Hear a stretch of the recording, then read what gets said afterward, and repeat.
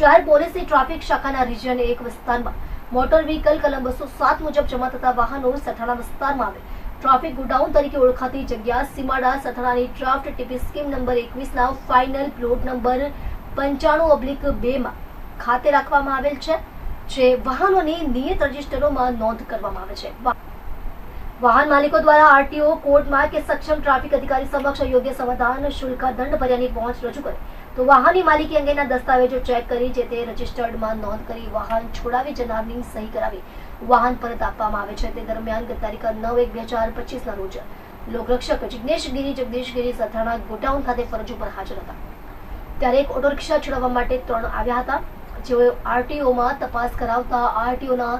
રેકોર્ડમાં આ પ્રકારનો કોઈ દંડ ભરાયેલ ન હોવાનો તથા આ રસીદો આરટીઓ સુરત તરફથી ઇસ્યુ થઈ ન હોવાનો ઘટસ્ફોટ થયો હતો। આમ છેલ્લા 1 વર્ષના સમયગાળામાં વિશાલ, કૃષ્ણા, સુનિલ સહિતની ઠગ ટોળકી આ રીતે ગોલમાલ કરી આરટીઓ અધિકારીની બોગસ સહી કરી 29 વાહનો છોડાવી ગઈ હતી। બીજા બાજુએ સરકારી તિજોરીને ₹2,38,000નો ચૂનો ચોપ્યો હતો। ટ્રાફિકના લોકરક્ષકે ફરિયાદ આપતા સત્તાના પોલીસે આ રેકેટ મામલે તપાસ આરંભી છે। આ ટોળકે રિજિયન 1 જ નહીં ટ્રાફિકના અન્ય 3 રિજિયનોમાં પણ આ મોડસ ઓપરેન્ડીથી ખેલ કર્યો હોવાની આશંકા છે, જેને પગલે ટ્રાફિકના 3 રિજિયનોમાં આવેલા ગોડાઉનોમાં ક્રોસ વેરિફિકેશન કરાયું છે। આ રેકેટ મોટું હોવાની પણ શક્યતા છે। સુરત ટ્રાફિક રિજિયન 1 વિસ્તારમાંથી મોટર વ્હીકલ એક્ટ કલમ 207 મુજબ જે વાહનો જમા થાય એ સરથાણા ગોડાઉન ખાતે રાખવામાં આવે છે અને આરટીઓમાં દંડ ભરે અને એની રસીદ રજૂ કરેથી આવા વાહનો છૂટા કરવામાં આવતા હોય છે। હવે છેલ્લે જે એક રિક્ષા હતી એ રિક્ષાના આરટીઓની રસીદ સાથે 3 ઈસમો રિક્ષા છોડાવવા માટે આવેલા, પરંતુ એમાં માલિક સાથે આવેલા નહીં હતા, જેથી ફરજ પરના અમારા એલઆર જિગ્નેશ ગીરીએ તેઓને માલિકને મોકલવા માટે જણાવતા આ લોકો રસીદ આપીને ગયેલા પણ માલિક આવેલા નહીં, અને જ્યારે તે લોકો આવેલા ત્યારે પણ એમની બોડી લેંગ્વેજ ઉપરથી થોડી શંકા ગયેલી, જેથી એલઆર જિગ્નેશ ગીરીએ આ બાબતમાં વધારે ઊંડાણપૂર્વક તપાસ કરતાં એને જાણવા મળેલું કે આ જે રજૂ થયેલી રસીદ છે એ બોગસ છે અને એ ખરાઈ એ રીતે કરેલી કે જે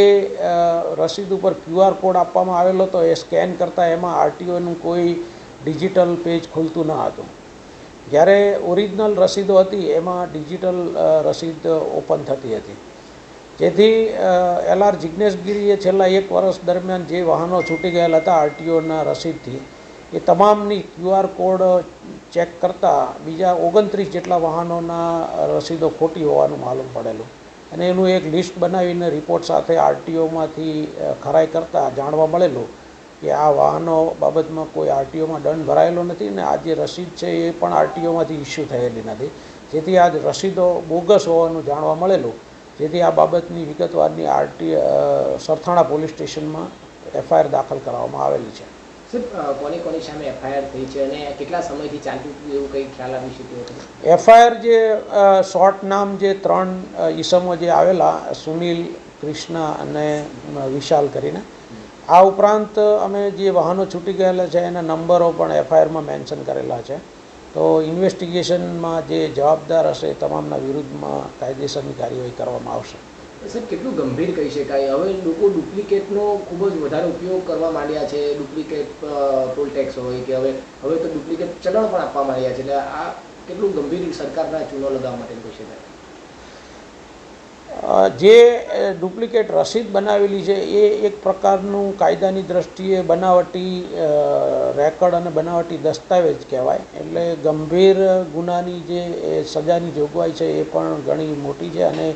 આ કેસ સેશન ટ્રાયબલ કેસ બને છે, એટલે એની ગંભીરતા ઘણી ગણી શકાય। અને સાહેબ, હવે જે રીતે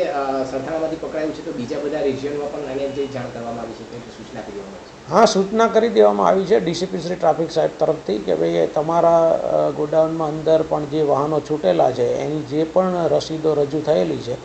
એ બાબતમાં આ રીતે QR કોડથી જો ખરાઈ કરી અને કોઈ મળી આવશે તો એ સાહેબશ્રીનું ધ્યાન દોરવામાં આવશે।